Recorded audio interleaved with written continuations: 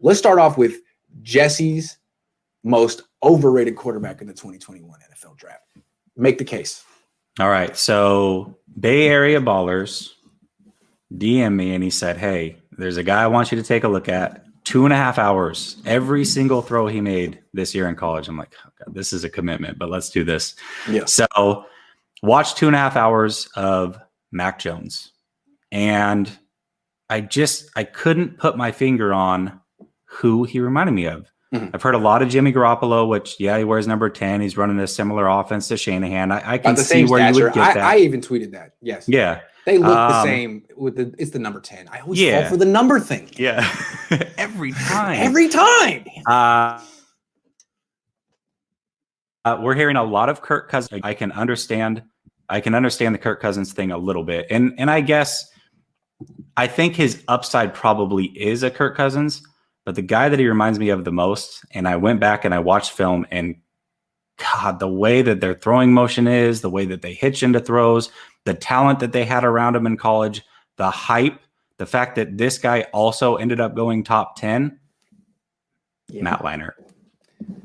Yeah. Go watch Matt Leinart highlights, and you cannot unsee it. I promise you. Anybody who does not believe me, please go watch 5 minutes of Matt Leinart at USC and tell me that is not Mac Jones. A lot of play action, a lot of huge pockets, a lot of wide open receivers, and a lot of him getting praised for his anticipation. And he did have anticipation. He certainly did have anticipation. He's a hell of a college quarterback, but he was chilling. He was playing quarterback in a rocking chair just like Mac Jones. And what those two have in common is they have zero physical traits that stand out. Zero. None. Not their arm, not their legs, not their build. There's nothing. And when Leinart got to the NFL, it was like, he's like, your arm isn't strong, you're slow. Like, what? You were a total product of you. It was like obvious, right? And with Mac Jones, I can't help but notice that he's not that big. He's not that fast. He's not built. He's not experienced. He doesn't have a super strong arm. It's highly likely he could get to the NFL and be like, oh, this guy actually doesn't even have starter traits. People look at him and they're like, hey, he's better than Tua. And I do think he's better than Tua. But I don't think Tua has starter traits. I think that's the rub. I think Tua is going to end up being a long-term backup. Yeah.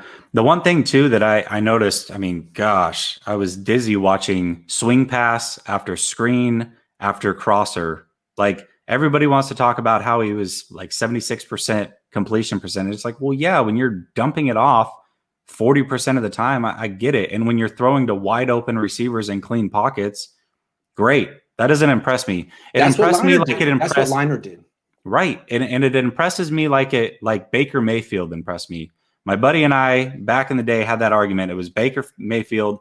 I chose Josh Allen, and he couldn't get over the 57% completion. Yeah. And I love Josh Allen, and Baker did nothing to impress me. And Mac Jones has done nothing to impress me. Baker's better than Mac Jones. Baker has a much stronger arm. Much stronger arm than Mac Jones. Yep. I see what you're saying. I like Mac Jones' ability to throw with anticipation, but that's the only plus trait he has.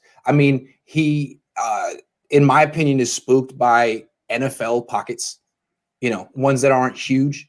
He's not. I already said what his limitations. I would not take him in the first round.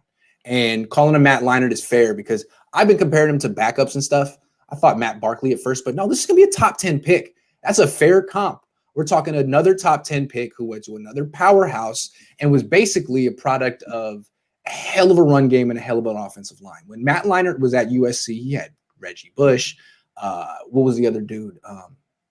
The other dude, Lendale White. They had a 1-2 punch, and they could really run the ball. When you watch him, it's a lot of play action, deep drop, no one around him, scanning the field, chilling, making it. He makes it look so easy. Well, it's USC. Are you kidding? Yep. Yeah, and then he got you drafted that. Oh, okay. Yep.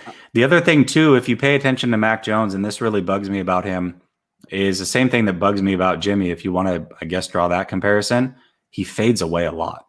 He fades away every time, not every time, but when he goes to throw, there's a lot of times that if somebody's even close to him, he fades away and he ends up short arming some deep throws because he just won't step into it. That's He doesn't seem to be. I don't know if he doesn't seem comfortable with bodies around him. Is what I'm saying. Once it starts constricting on him, he's looking to get out of there. What do y'all think about Texas quarterback Sam Ehlinger? I've never seen him play once in my life, not once. Yeah, I can't say anything about him. I've heard of him. I've watched a little bit, but I haven't fully sat down and dissected him. Okay, this Ask next another trade question. Grant owes you $2. Yeah, so I owe you $2. That was a good. It was a $2 question. I'm sorry. He was like, he probably hasn't watched Sam Ehlinger. I'm just gonna give him $1.99. You right on that. I'm sorry. I wish there's something. I'm sitting here being like, this dude gave me $2. I gotta say something. I can't say anything. I've never. Yeah, I'm not gonna fake it. Okay, what I'll do is I'll get back to you. Is that a fair answer? I'll watch some Sam Ehlinger, and you can remind me. You don't have to pay me, and I'll say something. All right, let me get back to you. That's a $2 response.